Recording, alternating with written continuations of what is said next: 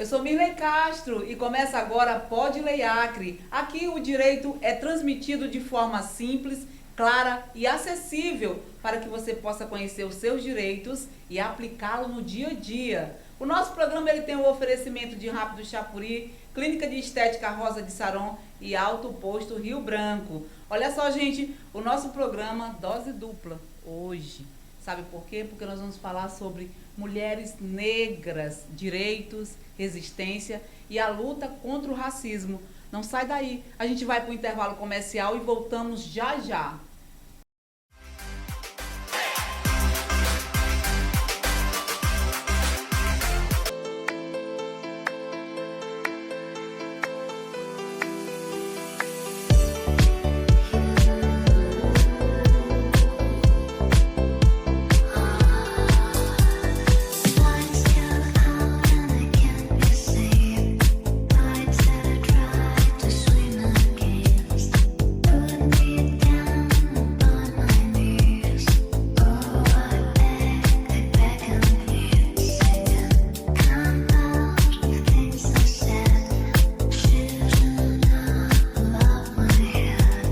Do Chapuri Transportes é a empresa que faz o impossível acontecer.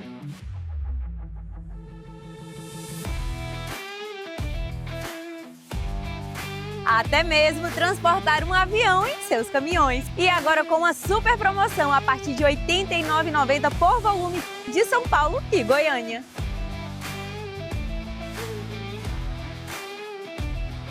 Venha viver a experiência de uma empresa que faz o impossível por seus clientes.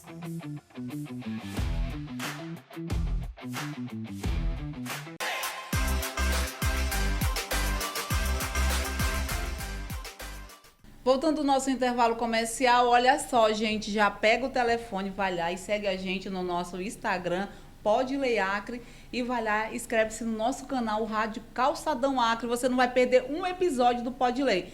Cada programa com pessoas especiais, profissionais de excelência. E olha só, hoje nós trouxe duas mulheres maravilhosas.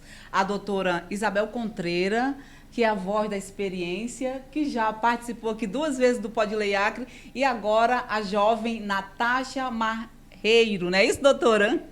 Quase enrola a língua. Gente, nós vamos falar sobre o tema Mulheres Negras.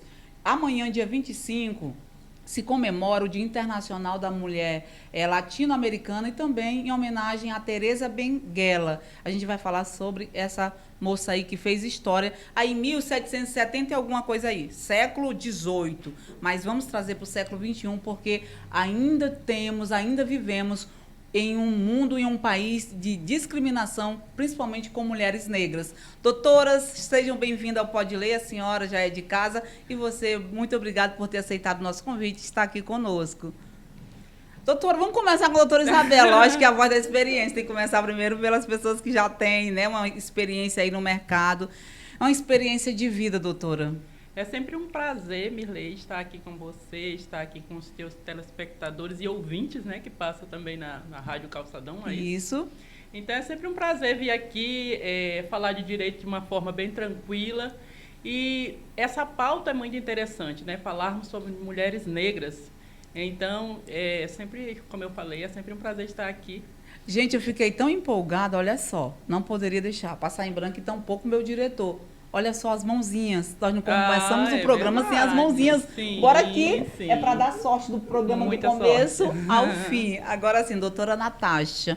Olha só, gente, 2 gerações de mulheres que buscaram o direito como a forma de dizer assim, não, eu estou aqui, eu estou presente e vou lutar por muitas mulheres que precisam de ajuda. Não é isso, doutora? Primeiramente, gostaria de agradecer pelo convite. Fiquei muito honrada. E parabenizar o programa por trazer essa pauta tão importante. Não é, doutora Isabel? Ô, doutora Isabel, vamos falar, a senhora já esteve aqui, mas como a gente está falando de um tema tão especial, vamos falar um pouquinho de quem é a doutora Isabel. Quem é Isabel Contreira, na realidade? Isabel Contreiras. Então, eu sou a última filha de 4 irmãos, né? E sou a primeira também a ter uma graduação na minha família Primeiro, fui assistente social, sempre nessa busca por justiça, né? Então, procurei a faculdade de Direito também, onde me formei. Doutora, então, sou uma mulher preta e advogada. Agora, a senhora imagina, nós estamos aqui, olha só, gente, uma advogada, uma jovem advogada e uma acadêmica, mulheres negras. E quando nós falamos, a Natasha é uma bebê, mas já está atuando, já tem 3 anos de advocacia. Eu e a Natasha, nós pegamos um legado bom, mas a senhora, imagine aí uns 10 anos, uns 10 anos atrás. Só que a doutora tem o quê? 14 anos, doutora? 10 anos de advocacia? 10. 10 anos de advocacia. Só que ela estudou 5 anos. Sim. Então, sim. há 15 anos atrás, como é que era uma mulher... A senhora já começou a estudar acima dos 30, dos 30 anos. Eu já era assistente social, né? Exatamente. Entrar numa faculdade de Direito onde só tinha jovens, mais ou menos, assim. Porque eu estudo, a minha sala, a única pessoa que tem acima dos 30 anos sou eu, né? Porque eu não vou dizer a minha idade. Pois é, então, com essa faixa etária até existiam mais outros alunos e alunas acadêmicos, né? Mas negras, só nós contávamos nos dedos. Pouquíssimas mulheres negras. Então, assim, como você vê, a profissão de advogada sempre foi muito elitizada, né? Elitizada. Sim. E nós somos fruto de uma sociedade branca. Então, eram muito poucas acadêmicas negras. Doutora, a senhora, como jovem advogada, andando por aí, a senhora é uma advogada criminalista. Como é que a senhora vê o racismo hoje? Tanto na parte, né, da advocacia, como na parte de outras profissões. É até uma pergunta muito interessante, Mirley, porque eu até estive conversando com alguns colegas essa semana sobre isso, porque assim como tudo na sociedade, o racismo ele também se desenvolveu de formas diferentes. Né? Eu até converso muito isso com meus pais, porque as pessoas hoje, elas esperam que o racismo ela seja aquele racismo claro, direto, né? Que tem aquele ataque direto, mas não, hoje a gente presencia, né?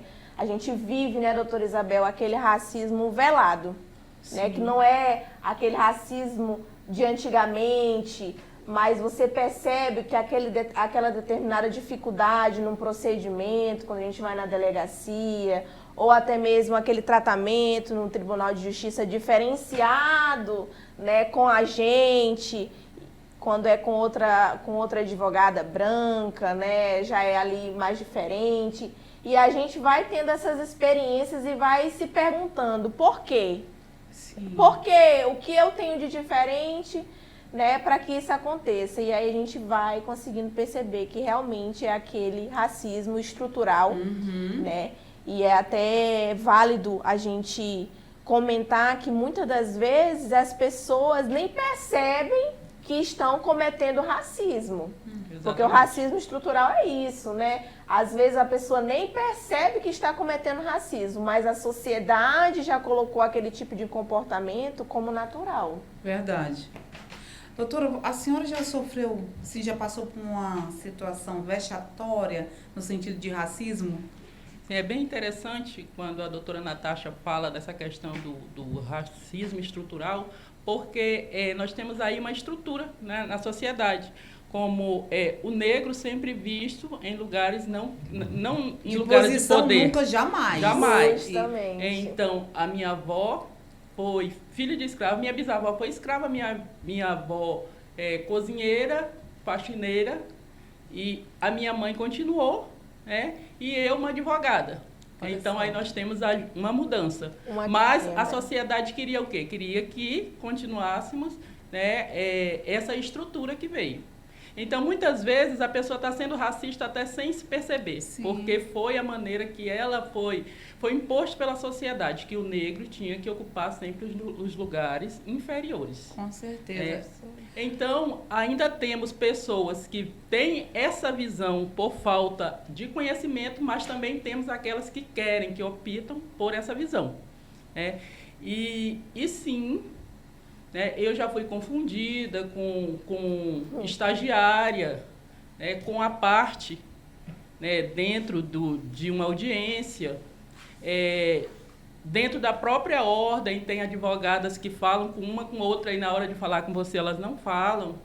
Então, nós temos isso sim, que muitas vezes deve acontecer também com a Natasha, mas de forma diferente, já porque ela já é mais empoderada, posso dizer assim, nós nos calamos. Porque quando você, às vezes, fala para alguém, não, você que viu de forma errada, não foi isso. Nós somos ensinadas a relevar. Exatamente. Eu, principalmente, né, que vim primeiro, estou... Agora, não. A Natasha já está aí, já para dizer, não é assim. E assim, até ouvindo o relato da doutora Isabel, eu também já passei por uma situação, agora me lembrando, doutora, que depois eu fiquei muito reflexiva, né? Como eu sou advogada criminalista, eu atuo muito nas delegacias, flagrante, né? E eu atuo juntamente com o meu sócio, que também é meu marido, né? E é um homem branco. Então, eu vejo muito que quando eu chego, principalmente nesses lugares que são muito masculinizados, que também tem esse ponto que é importante a gente mencionar. Com certeza. Ele sempre tem um tratamento diferente. Bom, por exemplo, quando a gente chega na delegacia, ninguém pergunta para ele se ele é advogado. As pessoas já deduzem. Então, quando ele entra, bom dia, doutor, boa tarde, doutor, posso lhe ajudar, doutor? Quando chega em mim, a senhora é advogada? Não é nem uma pergunta, não é nem uma pergunta, é um questionamento. A senhora é advogada? Porque já as pessoas já imaginam que eu seja a cliente. E por que será? E teve um episódio que eu fui fazer um flagrante, né, com ele, que o escrivão me colocou dentro do boletim de ocorrência como a cliente. Aí eu fui ver, né, porque a gente pega o documento para revisar, estava lá, né, o doutor fulano compareceu na delegacia para acompanhar a sua cliente, Natasha Marreira. Eu digo, opa, estão querendo me prender, né? Eu digo, eu não sou a cliente, eu sou advogada, estou junto com o doutor. Então, são coisas que a gente até percebe que a pessoa pode até não ter feito com maldade, mas já tem aquele sentido de não acreditar de primeira, sem uma comprovação de que eu seria advogada. Gente, sinceramente, vocês me calaram com tantos relatos. Porque, assim, são situações que nós estamos, gente, em 2026, século XXI, campanhas, jogadores aí fazendo a campanha contra o racismo, enfim. E as pessoas, nós estamos falando de pessoas... Quando uma pessoa não tem estudo, você pode até relevar. Mas quando a pessoa tem conhecimento, tem estudo, aí a gente não pode... Que adjetivo nós daríamos para uma pessoa como essa? Né? Agora, tu imagina, vamos falar do emocional, como é que vocês lidaram com isso? Doutora, tu tem cara de que tu vai pro embate, doutora. Olha, sendo bem sincera, Mirley, no começo da minha carreira, eu era bem, assim, eu levava aquilo pro meu emocional, porque realmente machuca, né? Você estuda bastante ali tantos anos, você se dedica ali para a prova da OAB, que não é uma prova muito fácil, e você espera que você tenha o tratamento igualitário a todas as pessoas, né? Só que eu aprendi uma coisa. A gente tem sempre que se provar, e eu acredito que isso não vai mudar tão cedo, né, doutora Isabel? Então, eu faço o quê? Eu já chego nos lugares com a minha identificação de advogada e se alguém me questiona, eu digo, eu sou advogada e mostro a minha identificação. Porque aí você vai educando de forma sutil aquela pessoa. Da próxima vez que você for naquele ambiente, ela já vai saber que você é advogada. Então, assim, até mesmo para a nossa saúde mental, a gente tem que agir dessa forma muitas vezes, né, doutora Isabel? Muitas vezes eu sempre falo que nós temos sempre que andar muito bem arrumadas, porque senão sempre vão te confundir com a parte. A leitura corporal, a questão muito bem lembrado. Muito bem lembrado, doutora. O posicionamento, como você deve se comportar. A vestimenta é uma proteção. Isso, então muitas vezes nós somos cobradas em dobro. Gente, nós somos mulheres, já começa por aí. Já começa por aí, só exatamente. em sermos mulheres, inclusive, eu quero mandar um abraço para a doutora Isnailda Silva, que esteve comigo no programa passado, falando sobre a mulher num contexto geral, branca, negra, enfim. E só que hoje nós estamos falando de uma outra situação mais grave, que é a mulher negra, que o índice de feminicídio é maior com as mulheres negras. Se você fizer um levantamento, são as mulheres mais humildes, as mulheres negras que estão na estatística maior com relação à violência doméstica e o feminicídio. Doutoras, dia 25, amanhã, nós estamos no Dia Internacional, né, daquela mulher que foi lá em 1970. Nós tivemos ali uma mulher aguerrida que lutou pela a escravidão, não aceitava. Teresa de Benguela. Nós temos que usar dessa força de liderança, porque nós podemos. Com certeza. Todas nós aqui temos uma história para contar, e tem muitas mulheres que estão nos assistindo aí. Cada uma de nós aqui, nós temos uma pessoa que nos inspirou. Eu me inspirei para ser comunicadora na Glória Maria. Vamos lá, 1989. 1989. Uma referência, né? Referência na comunicação, no jornalismo, uma das melhores jornalistas do Brasil e negra. Agora, tu imagina naquela década lá, uma negra sem beleza, sem padrão, né? Que padrão de beleza. Lógico, né? Que a TV impunha, ela foi lá e fez o quê? O papel nos representou. Então, assim como Teresa, como Glória, nós temos que nos posicionar no nosso lugar, no nosso papel, que é mulher, e que nós estamos aqui para fazer a diferença. Com certeza. E não deixar ninguém impor, não colocar padrão de vida, a mulher negra tem que ser assim, ficar, não. Nós temos que ter o nosso lugar de liderança e incentivar outras mulheres aí que precisam da nossa ajuda. Mulheres negras no mercado de trabalho, liderança total. Por mim tinha presidente, governadora, deputada, vereadora, tudo mulher aí. Mudaria esse mundo. Exatamente. Como você falou em inspiração, eu me inspirei na minha avó paterna. Era a Dona Mariquinha. A Dona Mariquinha, ela tem um santuário que é bem conhecido, o Santuário de São Peregrino. Né? A Dona Mariquinha, que é minha avó, ela construiu esse santuário levando as telhas, tábuas, madeiras, ganhou a terra e construiu ele, juntamente com alguns homens ali. Então, a minha força vem dessa mulher, que ela foi filha de escravos, foi criada por brancos, né? E ela criou os filhos, foi mãe solo, porque ficou viúva muito cedo, o marido morreu na guerra. E a minha inspiração veio aí. Então, eu sempre me vi com esse papel de também trilhar caminhos para meus filhos e na advocacia para que também novas mulheres negras cheguem a exercer essa profissão tão bonita e tão necessária, que deve também ser espaço de poder, né, de mulheres negras. Eu fiquei assim muito feliz. Eu não sei se a Natasha lembra no primeiro dia quando eu a vi. Eu fiquei assim muito feliz. Eu disse, nossa, que lindo. Nós ficamos. Ela por me encontrar, foi, é verdade. Gente, olha só. A gente imagina só. Hoje nós estamos aqui, duas advogadas negras, e aí você remete que a OAB, acho que a OAB em 2022, ela reconheceu aquela escrava, aquela negra lá, Esperança Garcia. Olha só, gente.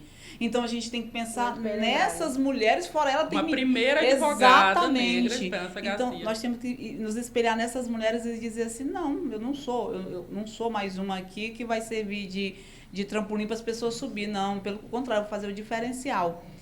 A gente vai para olha só, a gente vai para o intervalo comercial, porque o diretor já está dizendo ali, comercial. A gente vai para o intervalo comercial e nós voltamos já com esse bate-papo.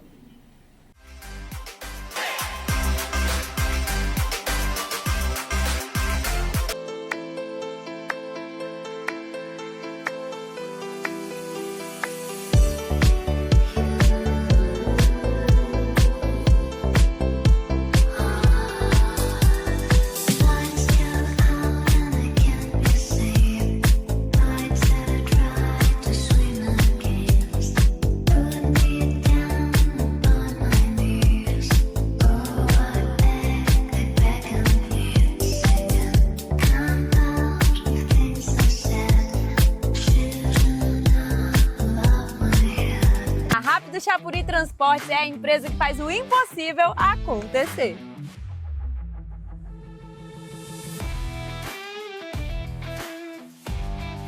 Até mesmo transportar um avião em seus caminhões. E agora com uma super promoção a partir de R$ 89,90 por volume de São Paulo e Goiânia.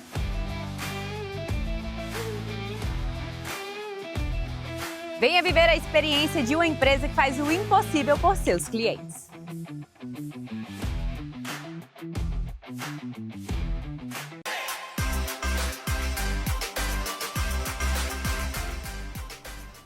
Voltando ao nosso intervalo comercial, eita, que os bastidores estão maravilhosos. Infelizmente, a gente não pode conversar aqui, né? Mas antes da gente voltar para o nosso bate-papo com essas duas queridas, nós vamos falar dos nossos colaboradores. Olha só, eu não preciso dizer para você, empresário, que precisa trazer a sua mercadoria de São Paulo, Goiânia e Porto Velho para Rio Branco com total segurança, assegurada e agilidade. No máximo 5 dias a tua mercadoria está aqui na capital. Só a partir de R$ 89,90 você vai trazer na Rápido Chapuri, a melhor transportadora de Rio Branco. E para você abastecer seu carro com gasolina de qualidade e o melhor etanol de Rio Branco, é no Alto Posto Rio Branco, que fica ali em frente à TV Rio Branco, na Avenida Ceará. Olha só, gente, o etanol dura mais, ele tá R$ 4,60. Olha só, R$ 4,60. E a gasolina comum, R$ 7,05. É ou não é o melhor preço da cidade? Alto Posto Rio Branco, em frente à TV Rio Branco. E tem também você, mulherada, inclusive as minhas convidadas, quiser melhorar a sua autoestima, nós mulheres, é claro, precisamos, na Clínica de Estética Rosa de Saron. Remoção de sinal, drenagem linfática e massagem relaxante. Agora sim, doutoras, voltamos ao nosso bate-papo. Mulheres negras no poder. Vamos trazer esses bastidores para cá agora, né? Vamos deixar em off, doutora. Gente, olha só. Qual a diferença do racismo para a injúria racial? Explicar ou explicar? Pode falar, doutora. Bom, inclusive, esse tema é um tema que eu vou, né, nas escolas, por meio do projeto que a gente tem na OAB, que se chama OAB Vai à Escola, que a gente vai lá com as crianças mais carentes, né, de escolas públicas, para falar justamente disso, né? Injúria racial vezes racismo. Na prática, a diferença não é tão grande. Vejamos, a injúria racial é quando eu ofendo diretamente uma pessoa. A Mirley, a pessoa, a dignidade da Mirley. E o racismo é quando eu venho e cometo aquele crime para uma coletividade. Por exemplo, quando eu vou ali no Twitter e eu falo, os negros não deveriam estar na faculdade. Eu estou falando o quê? Eu tenho uma loja de e aqui toda... dentro não entra. Que era o que acontecia muito, né? Infelizmente, Sim. há muitos anos atrás, que não é tão atrás assim, né? Que existia ali banheiros separados, restaurantes para negros, restaurantes para brancos. Isso é considerado racismo. Hoje, inclusive, as pessoas confundem muito racismo com injúria racial, porque, na minha concepção, o que acontece mais corriqueiramente é a injúria racial, né, doutora Isabel? Sim, e que agora a pessoa dois são crimes vem, também, né, doutora? Justamente, que a pessoa vem e ofende diretamente uma outra pessoa, né, a dignidade, o decoro daquela outra pessoa. Então, isso é injúria racial. Doutoras, vamos deixar bem claro aqui para você que está nos assistindo, aproveita e já passa o link do nosso podcast aí, que fica hospedado no YouTube, Rádio Calçadão Acre, que as pessoas poderem entender. Crime de injúria ou de racismo tem fiança? Não. Não tem fiança, São né? crimes inafiançáveis Muito previstos bom. na Constituição Federal. Eu vou denunciar onde? Sofri racismo, injúria racial, vou denunciar onde? Já sabendo que a pessoa que vai ser presa não vai sair pagando. Você pode procurar a delegacia mais próxima. Você pode ligar 190, né? Você pode buscar qualquer delegacia, não é necessário que seja a delegacia especializada naquele crime, tá? E você já reúne provas aí, já reúne testemunhas para que você tenha bastante bagagem, para que essa pessoa possa pagar pelo crime que cometeu. E nós um complemento, né, para as informações da doutora Isabel, nós também temos, né, o Ministério da Igualdade Racial, legal, que você pode ali procurar o portal do Ministério e também realizar a denúncia. Sim, nós temos também os apoios. Sim. A OAB, né? Também a OAB nós temos. A OAB ela trabalha muito no combate ao racismo. Nós temos a Comissão de Igualdade Racial, sim, na qual a presidente é a doutora Mari Barbosa, né? Mandar um abraço para minha querida amiga. Maravilhosa. E a OAB sempre está nessas questões. Também tem esse projeto, como a doutora Natasha bem mencionou, a OAB vai à escola, que trabalha tanto o empoderamento das meninas, né, negras, como também combate aí o racismo. Legal. Doutoras, qual a importância das jovens hoje, inclusive também no nosso podcast, ver uma juíza, vocês, uma promotora negra, exercendo a profissão? Olha, para mim, realmente é uma ajuda para acreditar que aquela realidade é possível. Porque uma coisa é quando a criança ela sonha, outra coisa é quando ela presencia aquilo realmente acontecendo, que infelizmente não é muito comum. Isso, inclusive, é uma coisa que em todas as palestras que eu vou, né, nas escolas públicas, sempre tem ali uma menina negra que chega e que fala: poxa, doutora, meu sonho é ser advogada. Aí falam do cabelo também, né? Porque é importante a gente falar disso, porque quando você consegue ocupar um espaço de poder e você não abre mão das suas características de mulher negra, aquilo também tem um impacto muito grande. Então, quando eu vou assim na escola, que elas veem uma advogada com cabelo black, entendeu? Que não tem aquele estereótipo, né, de estar alisando. E é muito importante.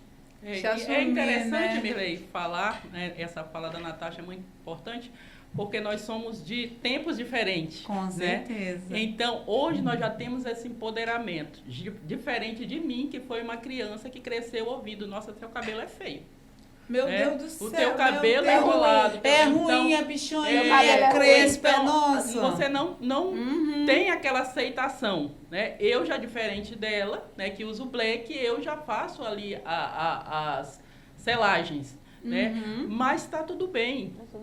Tudo bem, entendeu? O importante é o tempo que você viveu, a época que você viveu, e você saber que, independente disso, você pode sim ocupar um espaço de poder. Com certeza. Gente, é interessante que antigamente, na década de 80, 90, o bullying, eu não sei, a geração, lógico que a geração 2000, o ser humano em si, né? E ouvindo que a ansiedade e a depressão seria a doença do século, aí eu imagino, porque antigamente o bullying não existia na escola. Se existia, você esperava o colega lá na porta da escola e resolvia o bullying.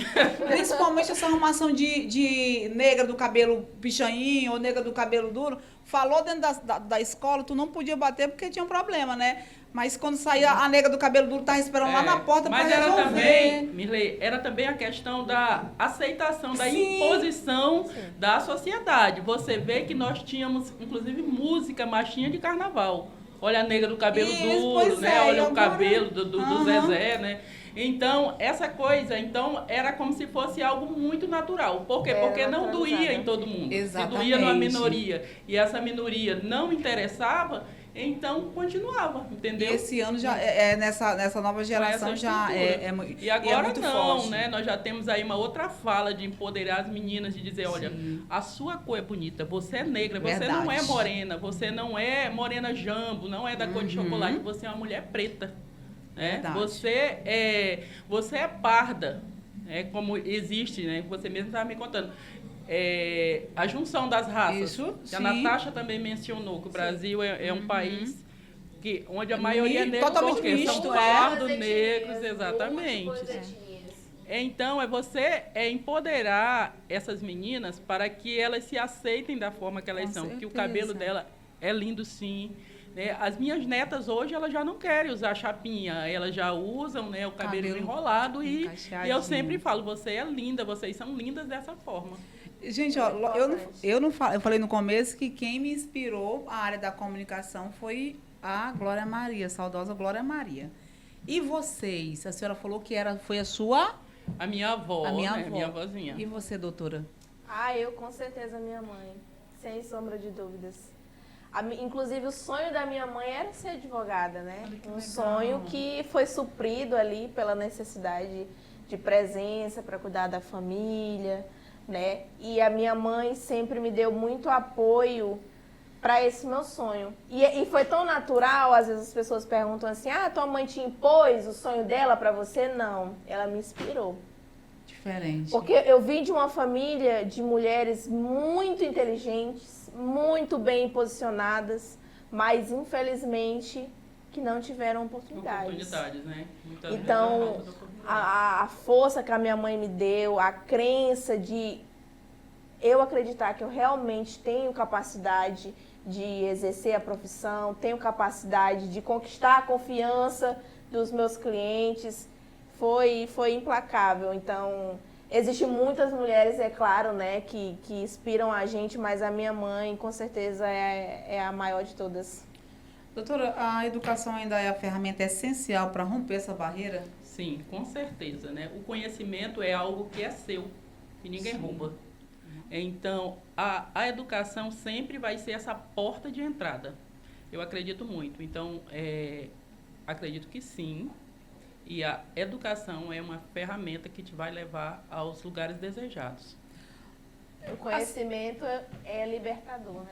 É libertador. Eu sempre digo, conhecimento liberta. Eu, mais do que ninguém, sei isso. Ninguém te engana. Não. Você conhecer, principalmente conhecer das leis, nossa, e o direito é muito lindo. A minha filha diz assim, mas a senhora romantiza o direito? Não, digo, eu sou apaixonada pelo direito. E quando você ama alguma coisa, você fala dele com paixão. Sim. E o direito, quando você estuda, infelizmente tem as brechas, mas quando você estuda, que você diz, poxa, não é à toa que vocês estão atuando e eu estou fazendo direito, somos negras, e queremos buscar justiça por quem precisa. E falando em justiça, quais são as políticas públicas que vocês acham que ainda precisa para melhorar, principalmente para o nosso lado? Olha, Mirley, para mim, como eu mencionei anteriormente, a maior de todas que eu sinto a necessidade absurda é realmente o letramento racial. Porque quando a sociedade ela não entende quem ela não consegue combater nada. Uhum. E quando a gente vai, inclusive nas escolas, que a gente percebe que as crianças mesmo não sabem quem são, não sabem qual é a sua identidade, é impossível que ela se torne um adulto que venha a combater discriminação. Porque para ela vai ser normalizado. Então, para mim, hoje, a política pública mais importante que necessita existir é o letramento racial.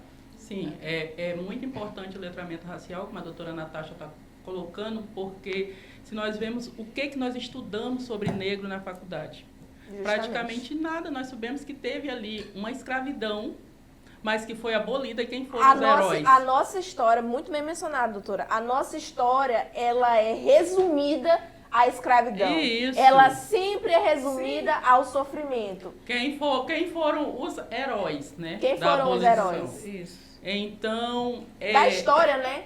De toda foi a história. Os sempre. negros que foram heróis Sim. na história. Aí, então, nunca foi visto como deveria ser visto, realmente ter sido dado nas escolas, ensinado da forma correta. Então, esse letramento, hoje, ele é essencial para corrigir essas falhas que existem ao longo do tempo. Né?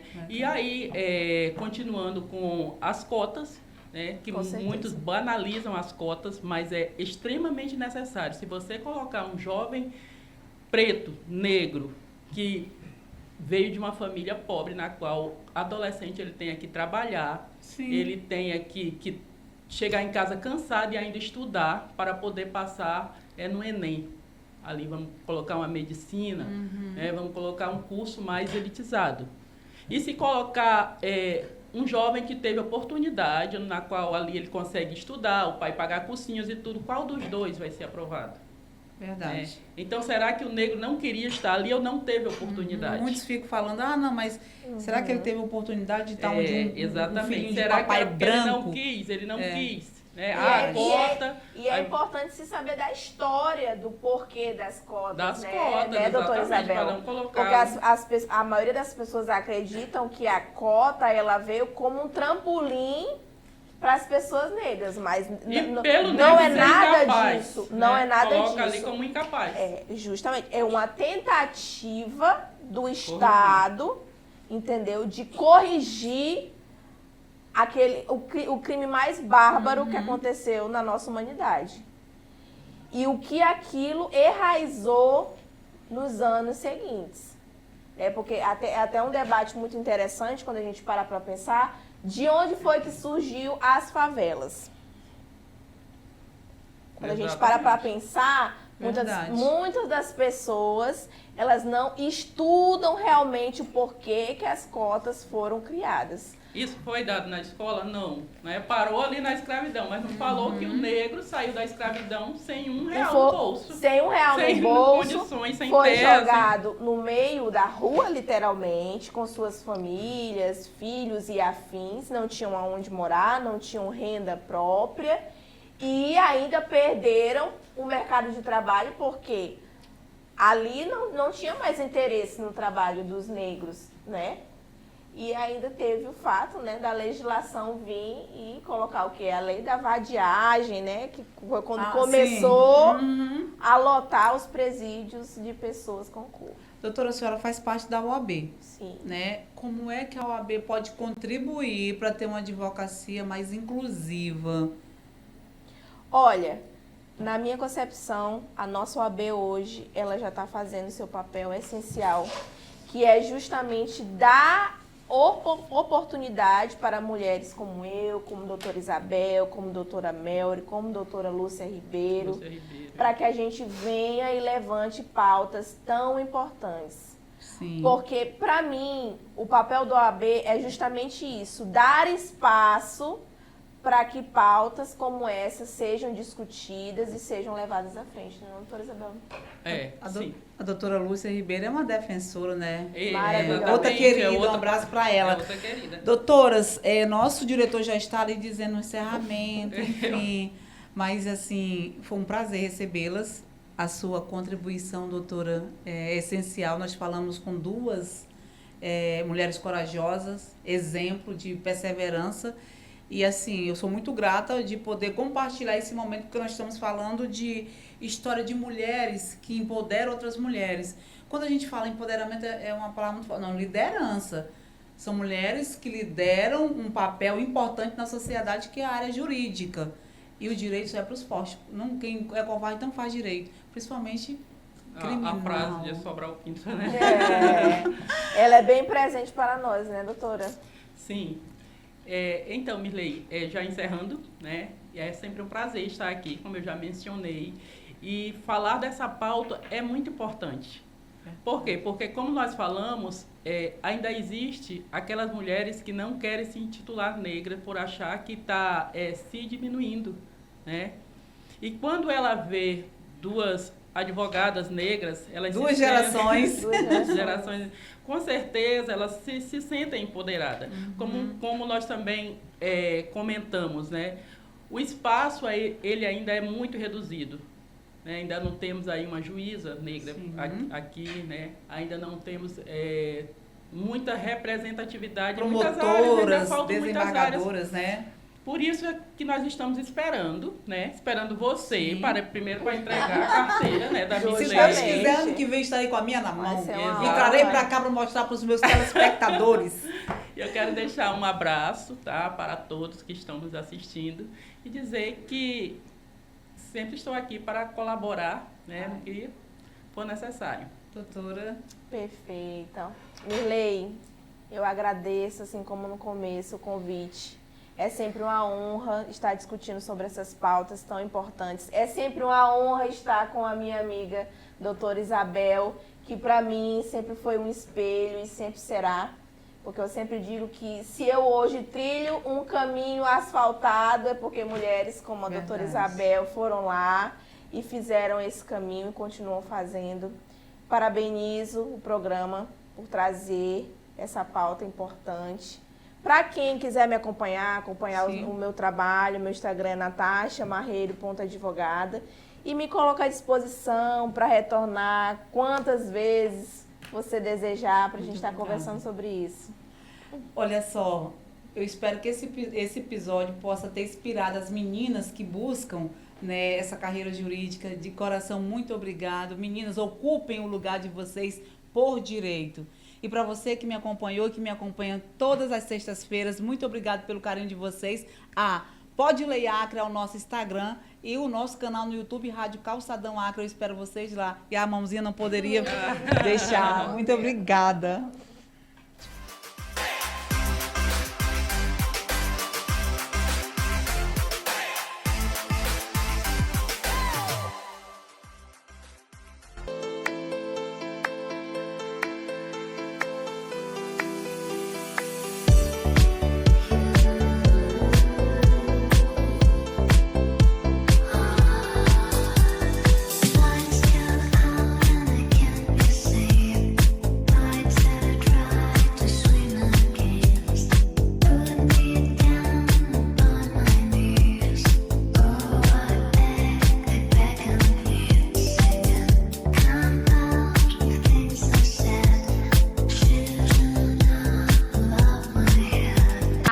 Chapuri Transportes é a empresa que faz o impossível acontecer.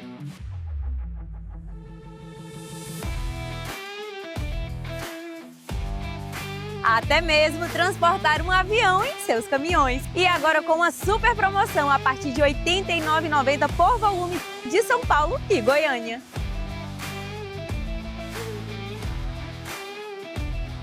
Venha viver a experiência de uma empresa que faz o impossível por seus clientes.